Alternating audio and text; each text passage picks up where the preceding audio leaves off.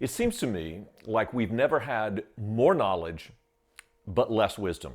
It's like there's an inverse ratio between the two.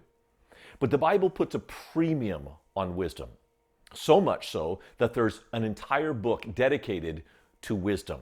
It's written by Solomon, the wisest man who ever lived. It's the book of Proverbs. And he lays out in all kinds of different areas of life how to live wisely. And there's this choral refrain through the book: get wisdom, get wisdom, get wisdom. Don't pursue money over wisdom. Don't pursue women over wisdom. Don't pursue health over wisdom. Get whatever else you get wisdom. And he wastes no time getting to it. Chapter 1, verse 7 says, the fear of the Lord is the beginning of knowledge, but fools despise wisdom and instruction. So there's this call to get wisdom.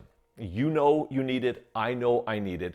So how are we going to get biblical wisdom in an age that is so shallow in wisdom? Well, first, let's just redefine what we mean by wisdom, because it's different than our culture. See, in our culture, wisdom kind of implies this guru sitting on the mountaintop and having this sage advice to give to people. Not so in the Bible. It's much more rooted in reality. For example, one of the ways that wisdom is used is with warriors. If a guy uses a sword to survive on the battlefield, he is wise with a sword. I'm a bit of a weekend warrior myself in my wood shop. Love making stuff out of wood. I've got some pretty good tools and a little bit of skill. When I put those two together, I am acting wisely with wood. So when Solomon tells you get wisdom, he's telling you to get skill at life so that you can live your life better. That's the first unique thing about wisdom in the Bible. The second thing about wisdom in the Bible, and this is kind of counterintuitive to us. You notice it in Proverbs 1:7 that the fear of the Lord is the beginning of wisdom. Now, I thought we were supposed to love the Lord. Well, why am I now supposed to fear him?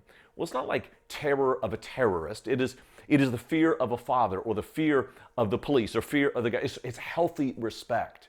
The beginning of wisdom is to fear the Lord. It's more about him than about you. And when we submit our lives to the reverence of God, then the truths of God of how to live our lives. I mean, let's face it, he made us, and the Bible's kind of an owner's manual for us. Who better than God to tell us how to live wisely?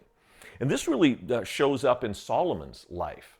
You remember when he was coronated king, God gave him an opportunity, really a blank check. Ask me anything and I'll give it to you. He could have asked for wealth or power. He asked for wisdom, and specifically wisdom to rule God's people well. And so God granted him not only wisdom that he asked for, but the other things he didn't. And yet there's this paradox with Solomon. You know, he married all these hundreds of wives and hundreds of concubines, and they drew him away from God into idolatry. How can a guy that wise be so foolish? Here's a warning. When you get wisdom in one area of your life, it doesn't necessarily translate into other areas, which is why it behooves us to have counselors and mentors in multiple areas of our lives. So the first thing about wisdom that's strange is that wisdom is a practical living. The second thing that's kind of weird about it is that wisdom comes from God. That's the beginning of our wisdom. Here's the third interesting thing about wisdom. I said at the very top of this talk that Solomon is the wisest man who ever lived.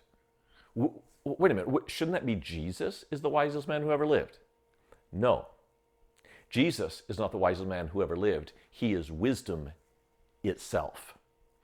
In the book of Proverbs, wisdom is personified as this woman who will lead you in the right path.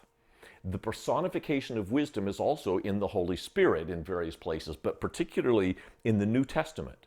Jesus said, one greater than Solomon is here. He's talking about his own wisdom. He is the embodiment of wisdom.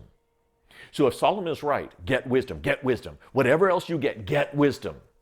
I would say it this way, get Jesus. Get Jesus. Whatever else you get Jesus.